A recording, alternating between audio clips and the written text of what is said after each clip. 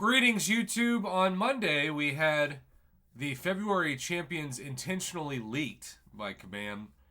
And if my reaction is anything like your reaction, one of the things was wait, Dust is like a name of a hero? I know what Pixie Dust is. Lord knows in Oklahoma, I know what real Dust is. We started the first ever bowl game. That's right, Oklahoma was home of the original bowl game. It was the Dust Bowl, and everyone lost. And so when I think about Dust, that's what I think of being in this region of the world. But that is not where the name originates from. And I appreciate so many people who sent me the information on this. We're going to go directly to the Dust character Wikipedia page. And yes, I know Wikipedia can be false sometimes, but in general, I think the details are pretty reliable, at least in 2024. Maybe not when it started like 20 years ago. But character usually appears in X-Men related comic books, is a mutant with the ability to transform her body into a pliable cloud of dust. So like a female Sandman, essentially, is what I'm envisioning. But of course, until we get to play around with the champion, until we get to use the champion, it's difficult to know.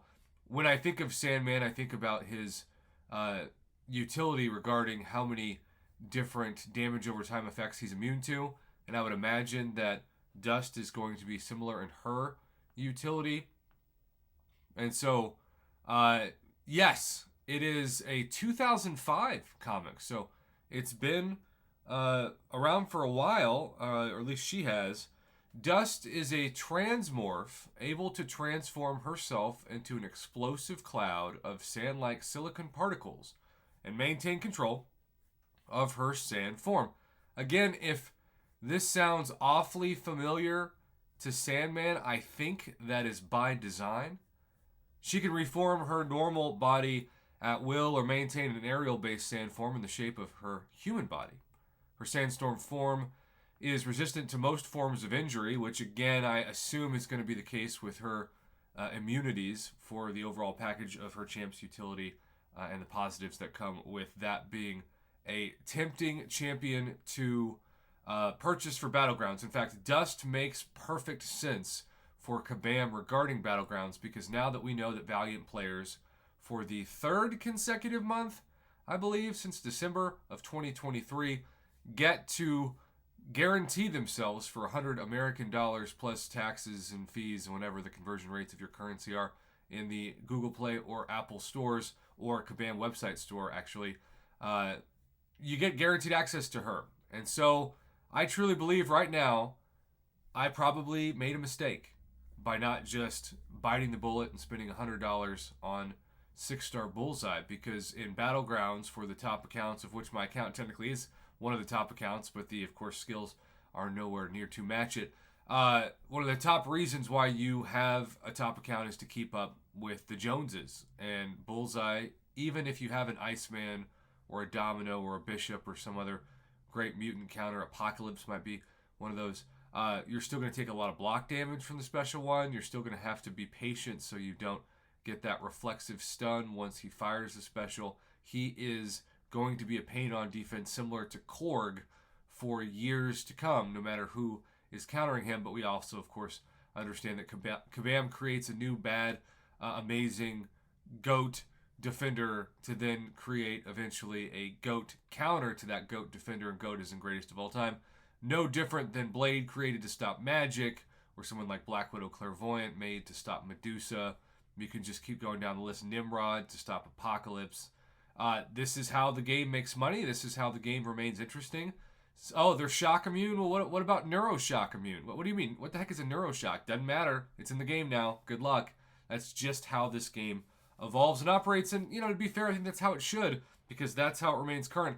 The issue with Kabam right now, the reason why Hercules is so tempted to be nerfed, is that he has withstood so many new champion counters and still clears incursions with ease, event quest with ease, depending on the month, I guess, and side quests with ease. So they're having to go back to the Summer of Pain model, where in order to get the best rewards, at least for objectives, you have to have champions that are only tagged a certain tag, and that tag usually excludes Hercules from the mix, which I can say that again. I think that's fine. I think that's a great way to nerf a character, but not actually nerf them directly. You just nerf around them.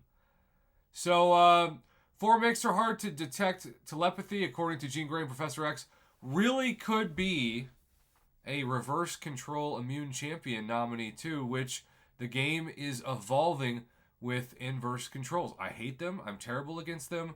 I know I'm not the only person who thinks that, thankfully, but it helps to have a Juggernaut, an Emma Frost, a Wiccan, champions that you don't have to worry about that being used against you. And so the more new champions that have this awesome ability, the more attractive they're going to be to purchase. And there is a critical reception here talking about the unique ability for her to represent a certain part of humanity that wasn't covered. And I know there are some people in this community that are not fans of that. But personally, I think it's important to have the Marvel universe in all its forms represented. I also think it's important to note, in the end, it's a game. You can have a champion that's got a really cool backstory like Superior Iron Man, but who cares if you like Tony Stark now? You can be the most alpha white male ever and still suck when you play him. And there can be a champion that you may not be a fan of with a backstory, but they're really amazing and fun to use and will clear a lot of content. In the end, I think that's what's most important. Is the champion going to help you clear content and save revives? If they are, great. If not, I don't think the backstory is relevant to accomplishing the goal of clearing paths in the game.